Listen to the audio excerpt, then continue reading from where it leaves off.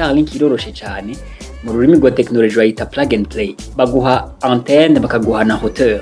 Ucomeka câble muri routeur hama ugashira antenne ahantu ibona neza ikirere. Ucamutana ukoresha connection ku murindi munini cyane w'umuvuduko. Uteye ubwoba.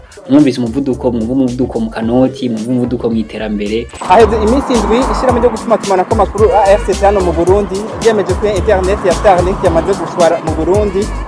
Radio Voix d'Espoir Remesha yagendeye rimwe mu mashira hamwe rikoresha iyo internet maze batuyagire ingene bakiriye umuvuduko wa internet eka gito bagiye kunguka mu gukoresha iyo internet muri rusange. Mudukurikire maze mwumve byinshi twabateguriye. Inyubako basanzwe bakoreramwo niyi, reka twinjire twumve byinshi batuyagira muri uwo muvuduko wa internet basanzwe bakoresha. Mudukurikire.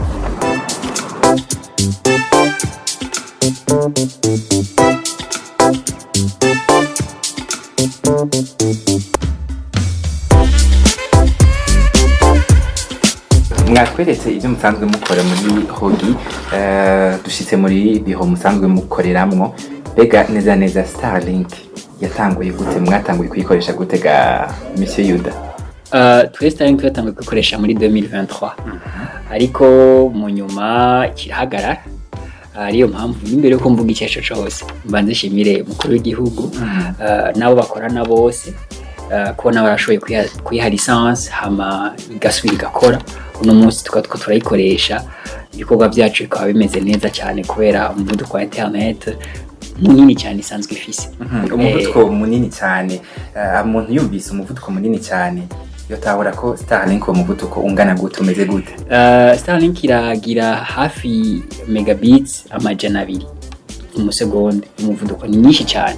Hama uravye igiciro twahora tugura izindi nteze nka mu Burundi kashikompara n'umuvuduko twaronka ntaho bihuriye gatoya n'umuvuduko Starlink itanga. Rero mwumvise umuvuduko mu kanoti, umuvuduko mu iterambere y'ibintu bikozwe binyaruka, cyangwa nyene ko n'ibindi byose bice fata umurongo neza. Yego biroroshe none kuronka Starlink byaraboroheye canke wundi yoba byifuza byo mworohera kuronka internet ya Starlink? Twebwe byaratworoheye kubera dusanzwe turi muri monde ya technology, dusanzwe tumenye ingene bigenda. Mbwa ko umuntu wese yivyifuza biroroshe yoja kuri starlink.com agafyonda kuri acheter akashiramo adresse yo ngaha mu Burundi kuri Starlink Transport Burundi, hama akariha amafaranga bamusavye.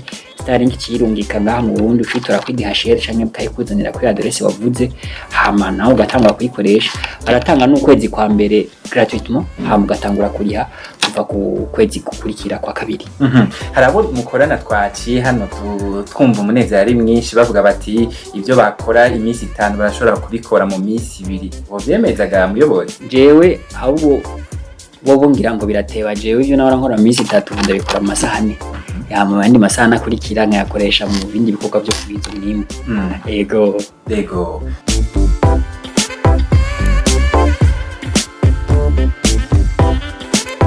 Amahoro, nitwa Shani Bartira Irakoze, abandi umudeveloper backend aha muri Hogi. Hama tukaba turuka kuronka Starlink, iradufasha cyane gose. Kare connection ari très lente, twarinda no kwideplacer kuja kurondera ahantu connection ifata neza, tugatira n'ibiro ahantu kugira turondere ahantu hari connection ifata.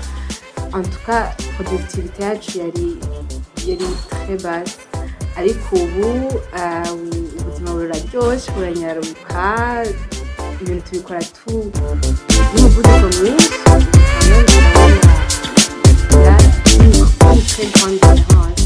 Turashimira cyane inzego z'igihugu kubona barasubiye kudushiriraho ubu buhinga bwa Starlink.